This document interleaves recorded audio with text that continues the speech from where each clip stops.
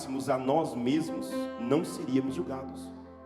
Mas quando julgamos, somos disciplinados pelo Senhor, para não sermos condenados com o mundo.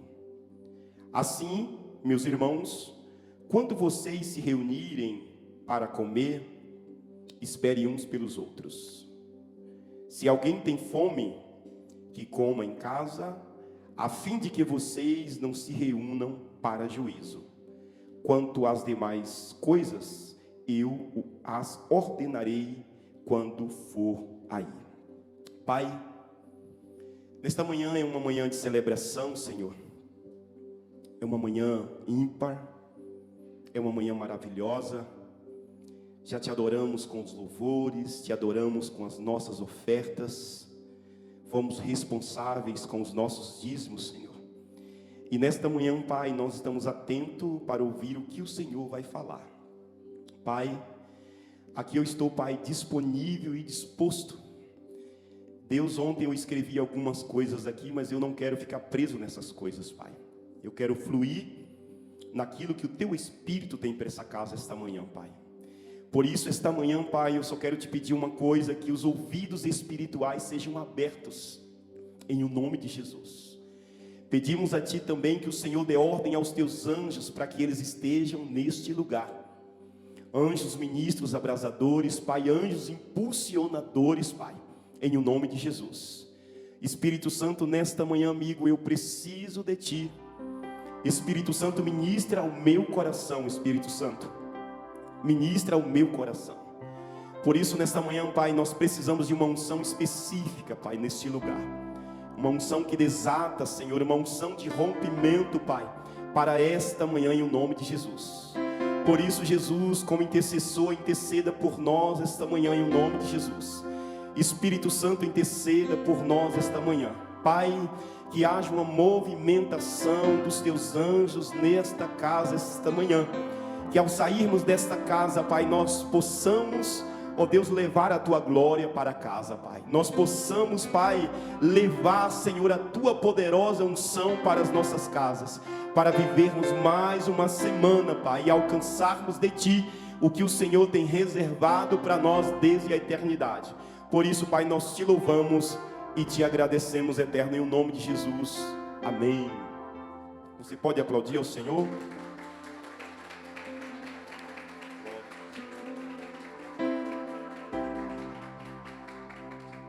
Aleluia.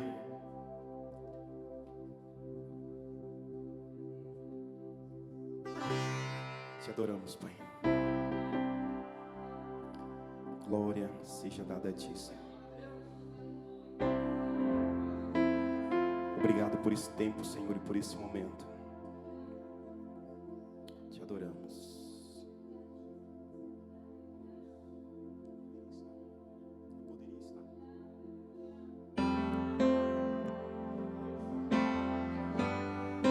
Te adoramos, eterno.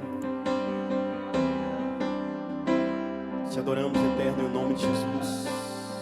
Eu poderia estar em qualquer outro lugar, mas Tua glória me atraiu, Tua presença me atraiu.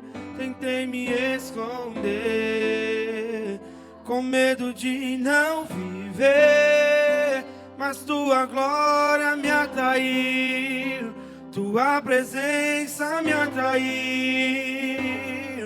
É que a sarça pegou fogo e não se consumiu, e a voz que saiu dela um dia me atraiu, e meu coração queimou até que descobriu que um dia com Tua glória vale mais que mil. É que a sarça pegou fogo e não se consumiu, e a voz que saiu dela um dia me atraiu, e meu coração queimou até que descobriu que um dia com Tua glória, um dia com Tua glória vale mais que mil.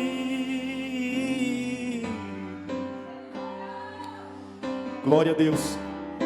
Queridos, a Bíblia, ela diz no livro de Judas, para aqueles que não leu ainda, tem só um capítulo. A Bíblia diz no verso de número 12 que os nossos irmãos chamavam essa festa, festa do amor. E aí eu fiquei pensando sobre isso ontem. Imagine o nível de celebração que era a ceia do Senhor. Imagine o nível de envolvimento, o nível de comprometimento que era essa festa do Senhor. A festa do amor.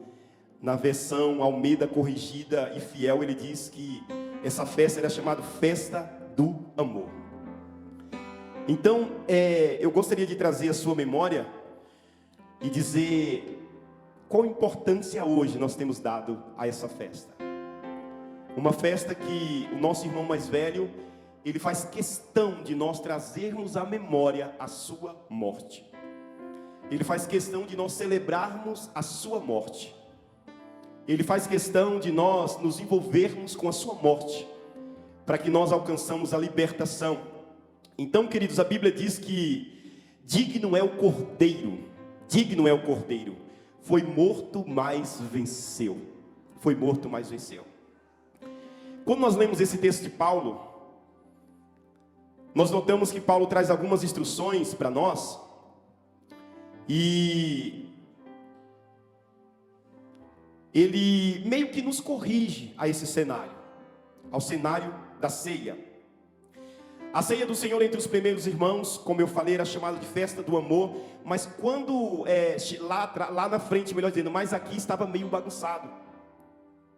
Aqui o pessoal não esperava uns pelos outros. Aqui, na verdade, nesse tempo tinha uma festa, que essa festa era uma festa que eles se alimentavam, era de fato uma festa mesmo. Eles se alimentavam e depois eles iam para esse momento da ceia, um momento de comunhão. E o apóstolo Paulo nos chama atenção para isso. Era uma refeição de amor, fraternidade, eles celebravam, era uma conexão muito poderosa com o Senhor. Mas de repente as coisas começaram a tomar rumos diferentes. E é sobre isso que eu quero falar essa manhã em nome de Jesus. Comunhão na mesa. Comunhão na mesa. Nós notamos que em Gênesis 2:9, a Bíblia diz o seguinte: do solo o Senhor Deus fez brotar 2 tipos de árvores agradáveis, à vista e boas para alimento, e também a árvore da vida no meio do jardim, e a árvore do conhecimento do bem e do mal. Nós sabemos que essa realidade foi lá para os nossos antepassados Adão, mas hoje nós cometemos esse mesmo pecado que Adão cometeu. Nós cometemos esse mesmo pecado. Às vezes nós queremos nos alimentar do conhecimento, como a Bíblia diz, e aí nós vamos lá alimentando o nosso eu. Mas quando nós passamos a alimentar a nossa vida da árvore da vida, é diferente. João, ele vai deixar isso muito claro. João 15, a Bíblia vai dizer que Jesus é a árvore, nós somos os frutos e o Pai é o agricultor. Então, quando nós estamos conectados, não tem como nós não nos alimentarmos da árvore da vida. Não tem como. Só que para isso nós precisamos renunciar a algumas coisas, para que nós possamos estar dentro desse versículo que o Senhor falou. E aí a questão para nós é o seguinte: ou eu e você, nós nos alimentamos do conhecimento ou da árvore da vida. Veja que o próprio Deus, ele fez questão de se preocupar no início, após a queda de Adão. Ele se preocupou no início e ele dá essa possibilidade para nós. Reinaldo, você vai se alimentar da árvore da vida ou da árvore do conhecimento. Só que quando eu alimento da árvore do conhecimento, a árvore do conhecimento do bem e do mal representa o que? Uma autonomia humana. Quando nós estamos fora de Deus, quando nós queremos exercer o nosso governo próprio, aí Deus ele está fora. Mas quando eu me alimento da árvore da vida, aí eu vou para o propósito de Deus. O propósito de Deus, ele é estabelecido na minha vida. Estas árvores, ela era o meio físico utilizado por Deus para trazer uma clareza à nossa mente. Para dizer, você hoje tem a opção. Você hoje faz o que você quiser, mas virá um dia em que você não terá mais esta opção. Virá um dia onde nós seremos julgados pelas nossas causas, pelas nossas demandas, seja elas boas ou elas ruins. Então a árvore da vida é a árvore associada à necessidade divina da eternidade. E foi isso que Adão perdeu naquele momento. Então, queridos, Apocalipse 1:20, a Bíblia vai falar quanto aos mistérios das 7 estrelas que você viu, João, que você viu na minha mão direita. Quanto os 7 candelabros de ouro, as 7 estrelas são anjos das 7 igrejas e 7 candelabros das 7 igrejas. Estou lendo mais uma vez. Quanto aos mistérios das 7 estrelas que você viu na minha mão direita, e quanto aos 7 candelabros de ouro, as 7 estrelas são os anjos da igreja e os 7 candelabros são as igrejas do Apocalipse.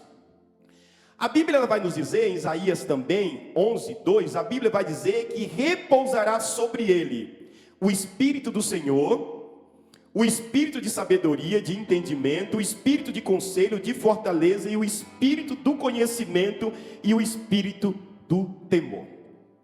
Então, quando nós passamos a buscar a palavra de Deus, nós vamos entender que tipo de alimento eu preciso me alimentar. Que tipo de alimento eu vou expressar? Porque eu vou ser aquilo que eu alimento.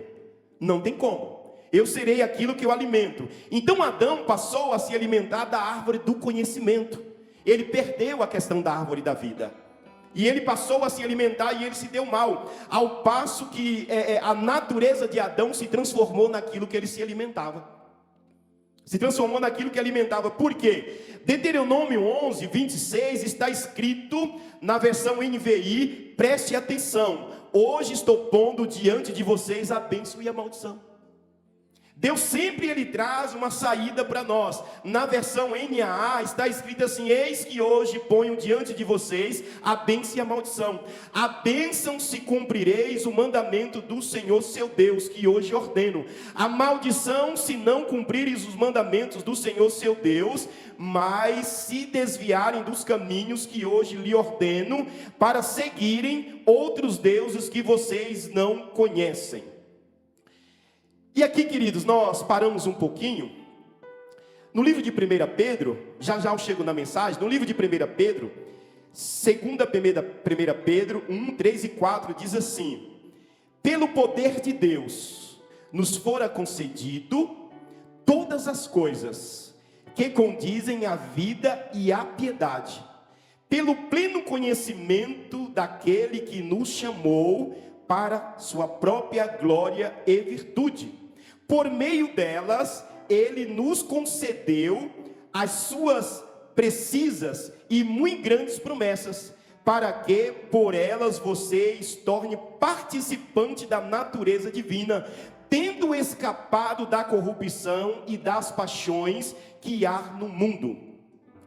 Queridos, nós precisamos entender uma coisa.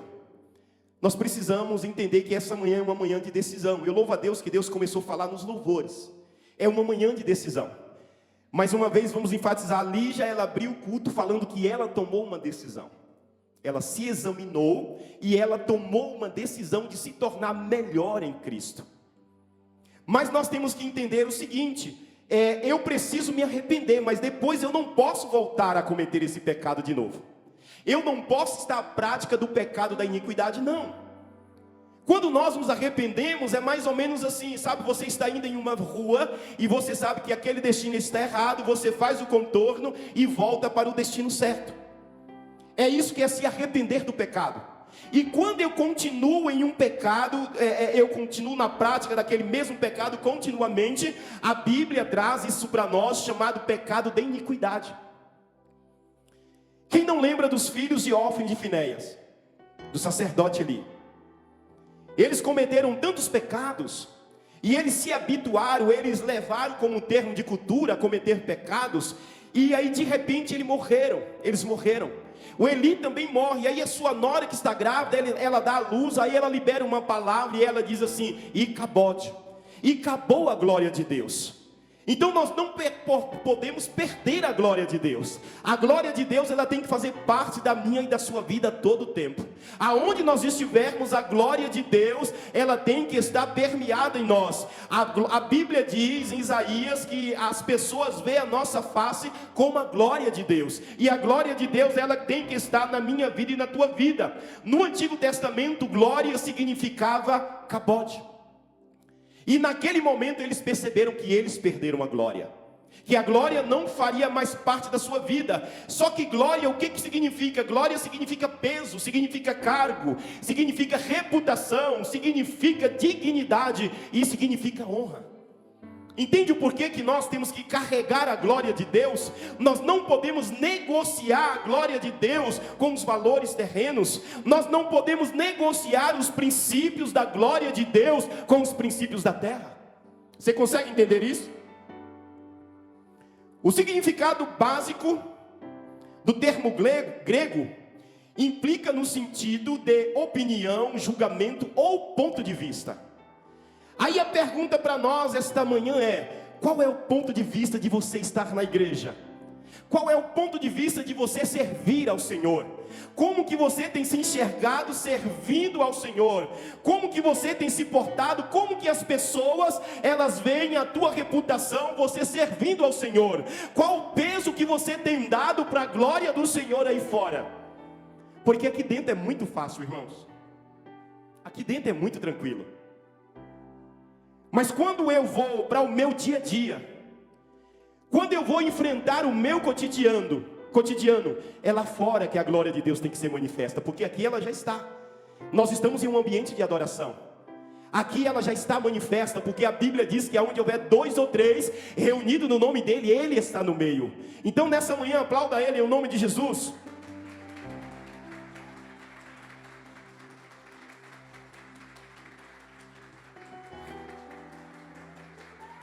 Aleluia, aleluia. Aleluia. A Gabi Sampaio, ela canta um louvor. Ontem, quando eu estava estudando e ouvindo esse louvor, ela diz assim: ao Deus que me deu tudo, ao Deus que me deu tudo. E aí ela vai contando: eu dou o meu coração a esse Deus que me deu tudo. Ela diz que ela dá ao Senhor o verdadeiro perfume, ela derrama aos seus pés, como Maria fez, derramou aos pés de Jesus. Ao Deus que me deu tudo, eu dou o meu coração. Uma das coisas que Deus pede para nós, Ele diz assim: filho meu, dai-me o teu coração. Ele pede, porque o nosso coração é a sede das emoções, irmãos. E às vezes nós nos permitimos nos inflamar, ou nos inflamarmos com coisas pequenas. E aí nós vamos dando legalidade ao diabo, para que o diabo ele trabalhe em nós por meio de pessoas, porque nós não chegamos ainda à maturidade, porque nós não estamos ainda com a vida plena em Deus. Mas quando nós colocarmos a nossa vida de forma plena na presença do Senhor, aí nós vamos entender o que é a festa do amor. Aí nós vamos entender o porquê que Cristo se submeteu a morrer por mim, por você. Porquê que Ele se submeteu a passar da sexta para o sábado, apanhando, sendo julgado, sendo chicoteado, arrancaram as suas vestes. Aí nós vamos entender o que é a festa do amor. Então, queridos, nós precisamos entender que o sangue de Jesus, Ele nos comprou. O sangue de Jesus nos remiu de todo o pecado. Então, para celebrar a comunhão, o nosso pensamento e a nossa mentalidade tem que ser uma mentalidade espiritual, porque é só assim que nós vamos celebrar. Quando o irmão machuca você e você é espiritualmente maduro, você vai entender que aquele irmão ainda não é. Você vai esperar Deus julgar as tuas causas. Você vai entender que você tem um advogado chamado Cristo, que você tem um amigo chamado Consolador, que é o Espírito Santo. Mas na maioria das vezes não é assim, não é isso que acontece. Às vezes nós deixamos um ímpeto de ira tomar conta do nosso ser, e lá vamos nós quebrando relacionamentos. Mas o apóstolo Pedro, ele diz em suas cartas que a nossa comunhão, ela precisa ser na horizontal e na vertical. Ou seja, comunhão entre os homens e comunhão com o Pai. Se não houver, nós estamos fora. Então, queridos, nós precisamos entender que eu preciso pensar e refletir sobre o sacrifício de Cristo. O porquê que ele diz assim: faz isso em memória de mim. A realidade do sacrifício de Cristo é uma verdade absoluta. Cristo Cristo, ele deixou os céus. Cristo, ele deixou a sua presença diante de Deus. Cristo, ele sofreu por mim, por você. Cristo, ele foi rejeitado, ele seria um candidato número 1 para sofrer depressão. Porque primeiramente ele vem para um povo que não aceita ele. Louvado a Deus que nós aceitamos. Cristo, ele se sentiu abandonado pessoalmente. Cristo fisicamente, ele teve agonias por mim, por você. A razão do seu sacrifício foi para quê? Para perdoar os nossos pecados e nós estarmos na árvore da vida, não na árvore do conhecimento. A razão pelo qual Cristo morreu é porque Deus, ele não desiste do seu projeto. Deus, ele não abriu mão do seu projeto, mas o projeto de Deus não compete só a Deus, compete a mim se submeter dentro do projeto de Deus, compete a mim a viver uma vida de renúncia. A palavra diz para Caim: Caim, o pecado jaz à porta. O pecado está à nossa porta todo dia. Agora não é pelo fato que ele está à porta que eu vou negociar com ele, não. Eu tenho que fazer o que a Bíblia diz, fugir da aparência do mal, para que eu possa ter uma vida em Cristo. Quando o pastor Henrique falou aqui que está faltando santificação e santidade, é uma realidade, irmãos. É uma realidade. Só que a própria Bíblia diz, o autor aos Hebreus, a Lígia abriu aqui, ela falou, ela leu, que sem a santidade jamais nós veremos a Deus. E aí a questão é o seguinte: Jesus, ele diz que se os meus olhos forem bons, todo o meu corpo é bom. Aí a pergunta para nós esta manhã é: eu tenho emprestado os meus olhos para ver o que? Para assistir o que? Edifica a minha vida, edifica o reino de Deus? É sobre isso. Por isso que o apóstolo Pedro, ele diz: não ameis o mundo, Reinaldo, nem o que no mundo há, pois quando você ama o mundo, o amor do Pai não está na sua vida, Reinaldo. É sobre isso, irmãos. E aí nós precisamos entender, queridos, e observar essa expressão: faz isto em memória de mim. Percebemos que aqui trata de uma ordem do próprio Cristo, uma ordem no imperativo, é um mandamento que nós temos que fazer isto em memória dele. A pergunta é: como que nós faremos de forma pessoal? Aí alguns dizem assim: não, hoje eu não vou fazer parte porque eu estou com a vida fora. Você vai continuar fora, porque esse é o momento específico para você se arrepender. Esse é o momento específico para você abortar o seu pecado. Sabe, eu fico pensando às vezes que as pessoas, existem dois destinos, céu e inferno. Mas nós notamos que quando Deus pediu para o povo sair da terra prometida, o povo teve guerra física.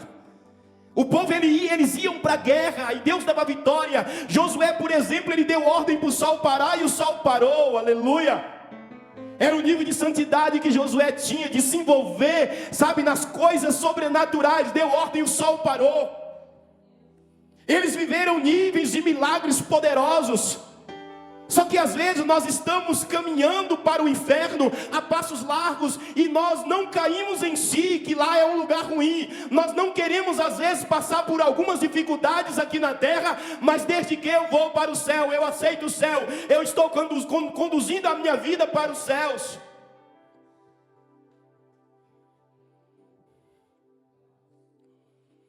Aleluia. Oh Espírito Santo. Então o que é a ceia, pastor? É um memorial. É um memorial. Sabe, irmão, nós temos nos tornado cristãos egoístas, egocêntricos. Nós não temos mais amado ao Senhor. Por que eu digo isso? Porque se nós amássemos o Senhor, nós nos importaríamos com vidas. Esse é o ponto principal porque Jesus te chamou. Jesus, ele entende que dentro de você há um potencial. Jesus, ele entende que você tem condições de desatar vidas, que você tem condições de levar uma palavra que sara, uma palavra que cura, uma palavra que liberta, uma palavra que edifica. Mas aí nós ficamos em um plano terreno, preocupado com as coisas da terra.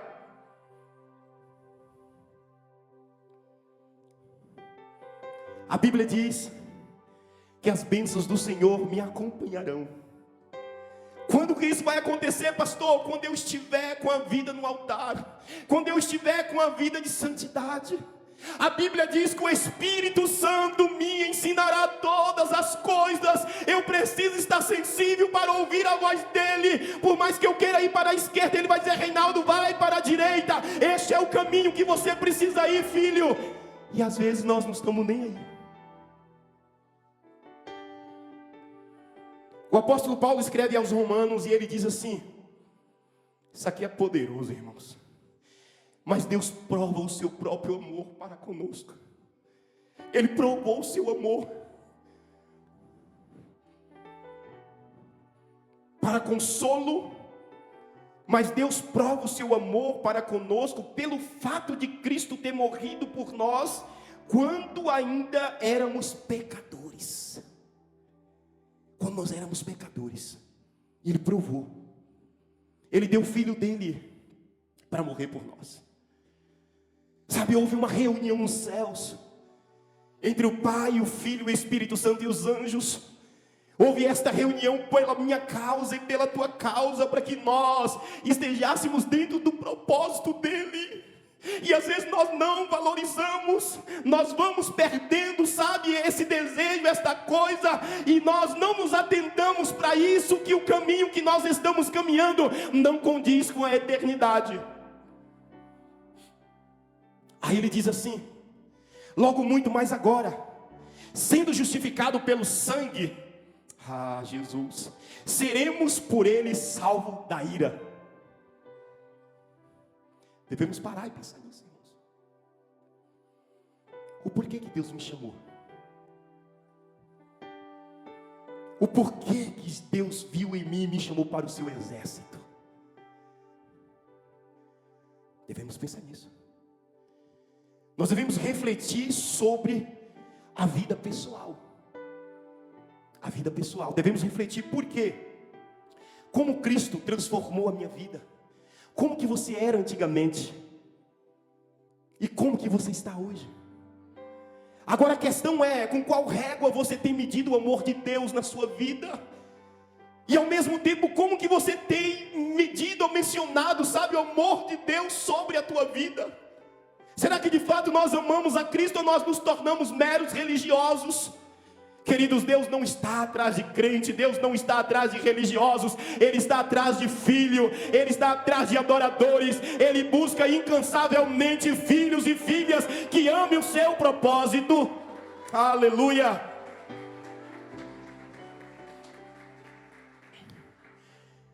Pense por um momento acerca da forma que Cristo mudou a sua vida. Aqui tem tantos ex-coisas, ex-aquilo, ex-mentiroso, ex-ladrão, ex-traficante, ex-lésbicas. Aqui tem de tudo. E o mais bacana do reino de Deus é que ele não perde nada. Ele diz assim, como foi falado no domingo: Jeremias, desce lá à casa do oleiro. Só que Jeremias presencia um vaso quebrar, ele não jogou fora. Ele pega lá novamente os pedaços, os cacos, e ele faz um novo vaso. Paulo, quando está escrevendo aos Coríntios, Paulo ele diz o seguinte: que existe vaso de honra e vaso de desonra, mas se o vaso de desonra se santificar, será útil para o reino de Deus. Deus, ele não abre mão de nada, sabe por quê? Por causa do amor. Você consegue entender o amor de Deus? Nós devemos pensar quão longe você tem estado longe de Deus. Nós temos que pensar sobre isso. Nós não podemos aceitar, sabe, nós estarmos em um ambiente árido, em um ambiente seco e continuar. Não, nós temos que estar perto de Deus, porque o Salmo de número 1 diz que nós somos como árvore plantada a ribeiros, que damos o fruto na estação certa, cujas folhas não caem nem murcham. Essa é a perspectiva de Deus para mim e para você. Aleluia. Nós temos que aceitar se Cristo precisa continuar transformando as nossas vidas. Porque em algum lugar das nossas vidas tem áreas que precisam ser trabalhado. porque Deus necessita tanto de mim quanto de você. É por isso que Ele nos chamou. Então a ceia do Senhor é um momento de recordação do que Ele fez por nós, do que Ele abriu mão. João vai dizer que no momento da ceia, Judas permite que o diabo entre nele.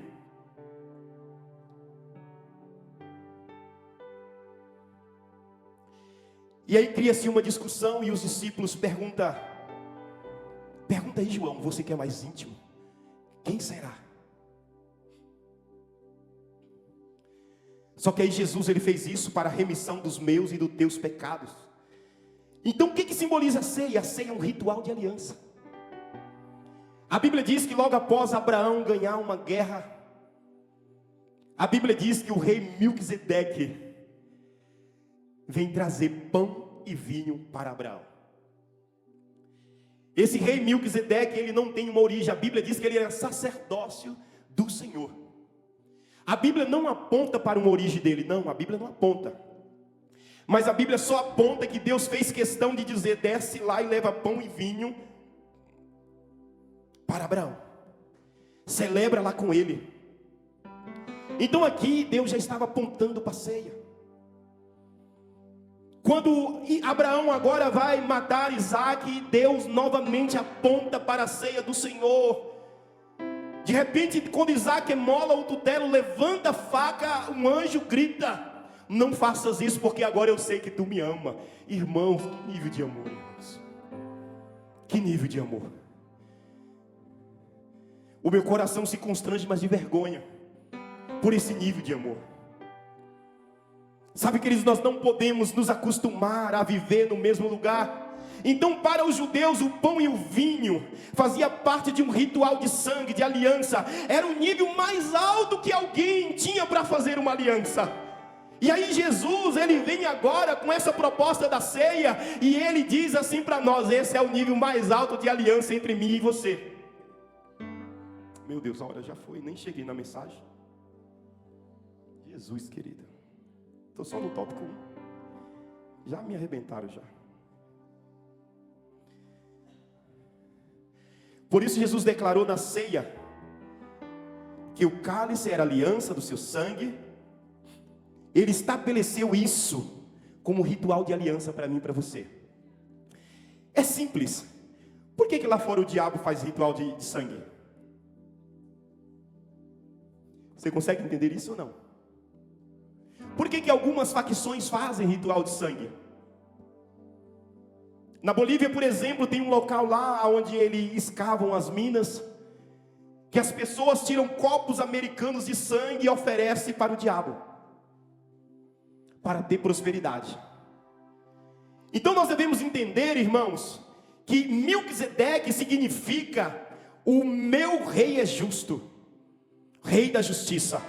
E quando nós entramos por esse caminho, entendemos que eu tenho que estar em um ambiente de justiça, haja o que houver. Irmãos, eu já falei isso aqui, mas eu senti de falar nessa manhã novamente. 2009, eu estava ganhando um salário de 5 mil reais. Estava trabalhando em um local que eu esperei 11 anos para trabalhar, 11 anos. E de repente, quando eu entrei naquele lugar, e eu fui para um nível de celebração muito poderoso, eu falei: Senhor, o salário que os 3 primeiros salários que eu pegar, 30% é teu. E aí eu cumpri com isso. Mas aí eu fui trabalhando naquele lugar, até que um dia eu fui convidado a mentir. Eu falei: vixe, esse lugar não é para mim. Aí eu bati nas costas do meu patrão e eu falei assim: eu não posso mentir, porque se eu mentir eu vou plantar uma semente e eu vou ter que colher essa semente. Aí eu dei um box nele. Aí ele falou assim: então você é honesto? Eu falei: não se trata de honestidade, se trata de princípio. Eu dei outro box nele. Aí outro dia eu estou no escritório com ele e ele estava devendo para muita gente. Aí o telefone tocou, era um cobrador, um credor, e falou assim: eu quero falar com o seu patrão tal. E ele falou assim: fala que eu não estou. Aí eu falei assim, em cima da ata: ele está aqui, mas não pode atender. Isso eu já estava no 9º mês. Aí ele falou: Reinaldo, você não serve para esse lugar, vai embora, eu vou demitir você, porque você não serve para esse lugar. Eu saí pulando de lá, irmãos. Eu saí pulando de alegria, porque eu entendi que eu tinha uma aliança com Cristo. Eu não precisava mentir por causa de dinheiro, porque quem cuida de mim é Deus. É isso que nós precisamos entender. Então, queridos, o livro de 1 aos Coríntios 6:17 diz assim: mas aquele que une ao Senhor é um só espírito com Ele. É um só espírito com Ele. E aí nós precisamos entender se de fato eu estou dentro dessa conexão, se eu estou unido. Irmãos, nós precisamos entender que quando Deus não muda as circunstâncias ao meu redor, é porque tem circunstância em mim que precisa ser mudada. Ele está apontando: ei, eu não mudei ainda, porque primeiro eu quero mudar você. O meu negócio é internamente, eu trabalho de dentro para fora.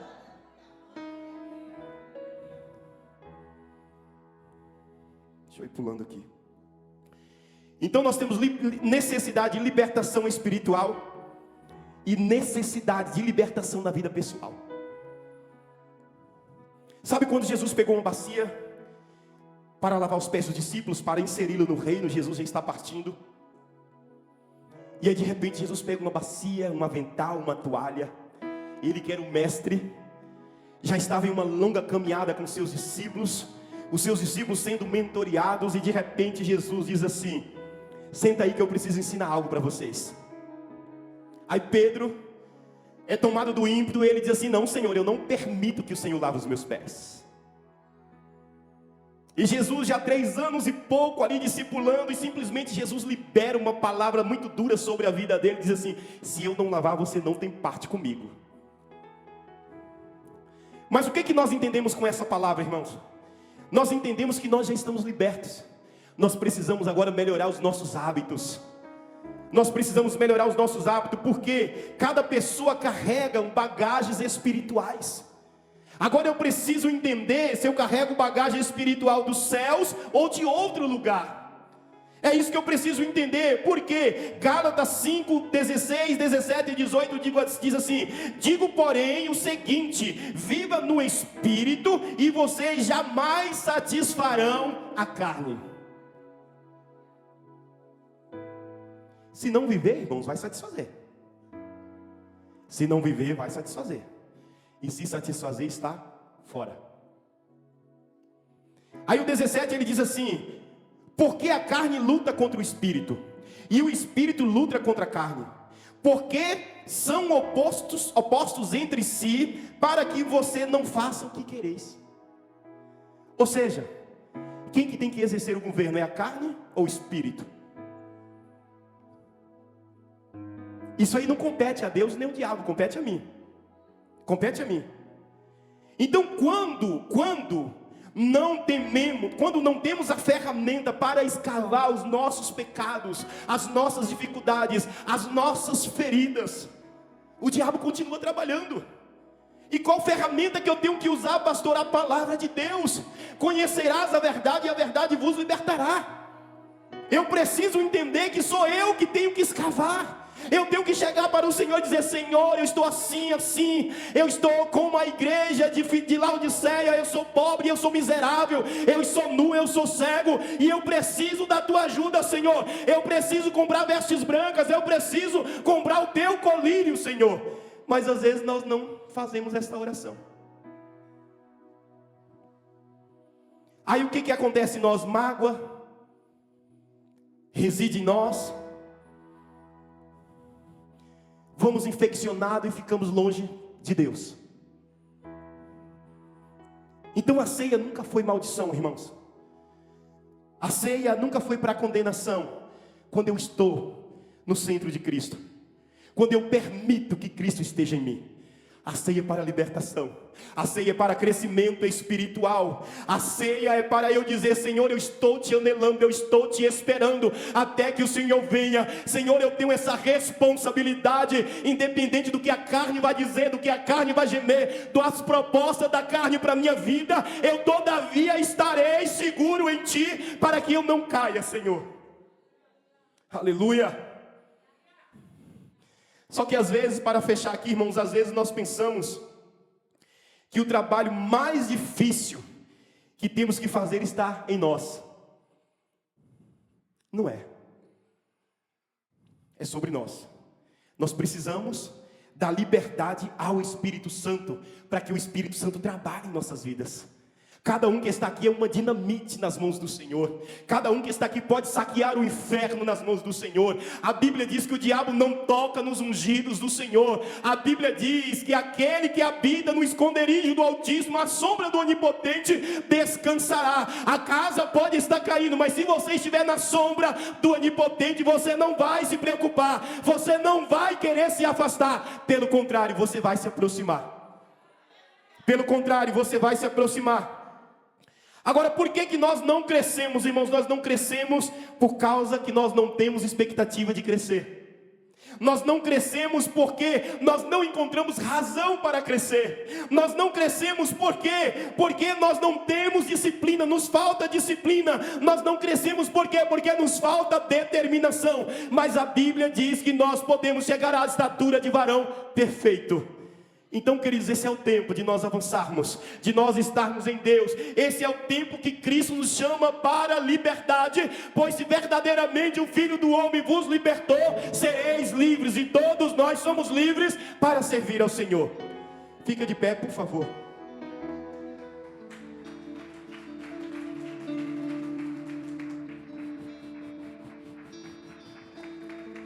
Aleluia. Glória a Deus. Obrigado, Jesus. Obrigado, Senhor.